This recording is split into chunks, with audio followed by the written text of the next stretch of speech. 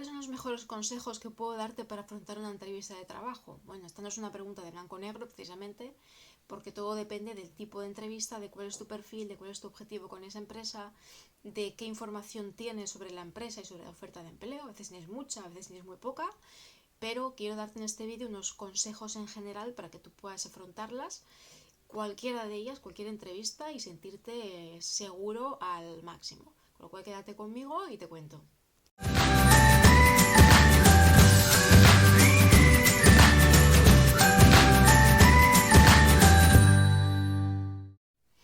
Respecto a cómo los mejores consejos para preparar una entrevista.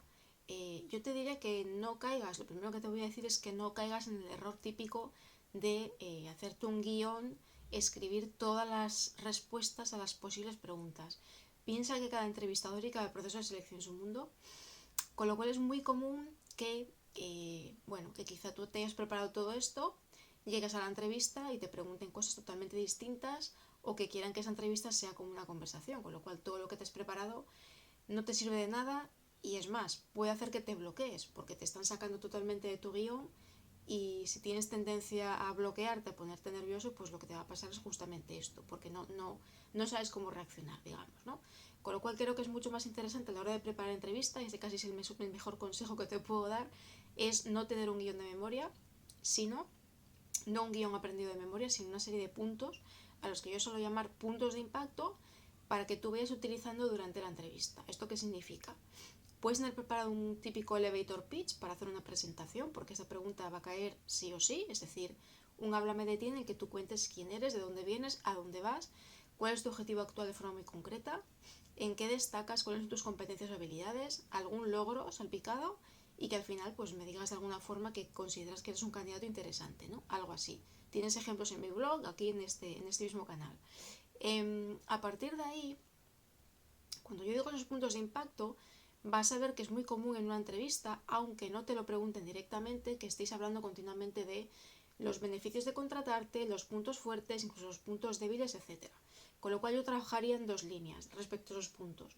Respecto a los puntos que tú quieres potenciar o hablar más de ellos en la entrevista porque son los que te benefician, hazte una lista previamente de lo que consideras que tú tienes de bueno respecto a ese perfil.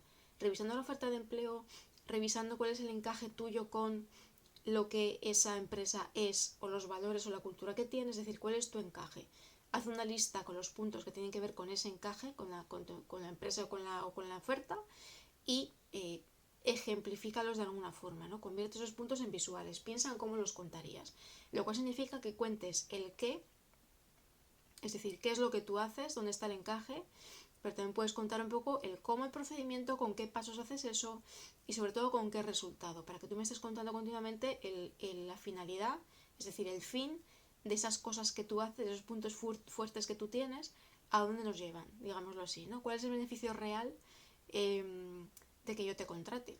Tú tienes ese punto fuerte que es bueno para la empresa por algo. Bueno, pues quiero que me cuentes no solamente el punto fuerte, sino por qué es eso bueno, qué es lo que la empresa consigue, lo más visual posible. Y respecto a lo que tú puedas tener como punto débil, algo muy habitual en entrevistas, otro consejo que te voy a dar muy importante que no se suele dar nunca, es que tengas en cuenta que es muy habitual que el entrevistador vaya a buscar justamente tus puntos débiles, es decir, si estás haciendo un cambio de sector, si llevas un tiempo sin trabajar, si tienes muy poca experiencia o menos de la requerida, por ejemplo, ese tipo de cosas, es muy habitual que te pregunten por ello, con lo cual yo tendría un poco preparados esos puntos en los que tú sabes que eres más débil, y tendría preparado un discurso no aprendido de memoria, vuelvo a lo mismo, sino con unos argumentos que hagan que se salve ese hueco. Es decir, no tienes experiencia, pero ¿qué tienes a cambio? Digámoslo así. No tienes el nivel de inglés, pero te desenvuelves bien, y puedes poner un ejemplo, por ejemplo. Aquí también puedes utilizar lo que se llama el método STAR, S-T-A-R, te puede venir muy bien para contestar a esto. Haces un cambio de sector, pues el sector en el que estabas anteriormente aporta cosas positivas a este sector, etcétera, etcétera. Esto voy. Consejos un poco disruptivos, no sé llamarlo así, como ese taller que tengo por ahí a veces, sería un poco esto, es decir, elevator pitch, listado de puntos de impacto, pero con los cómo y las finalidades, los resultados, y respecto a los puntos negativos de tu perfil, un poco esto, cómo lo salvas, explica al entrevistador que no son tan malos, digámoslo así, ¿no? que tú realmente puedes desarrollar ese trabajo aunque tengas ese punto negativo o que lo estás solucionando de alguna forma. Finalmente, breve referencia al tema del lenguaje no verbal, porque otro consejo muy importante es el tema de la seguridad en cuanto a la postura, la forma de sentarte, mirar al entrevistador, etc. Y que no se te olvide que en videollamadas o entrevistas por teléfono, aunque sean a traición, sigue existiendo el lenguaje no verbal, con lo cual cuidado con el tono de voz, etcétera, etcétera, porque todo esto se nota y transmite información respecto a tu perfil.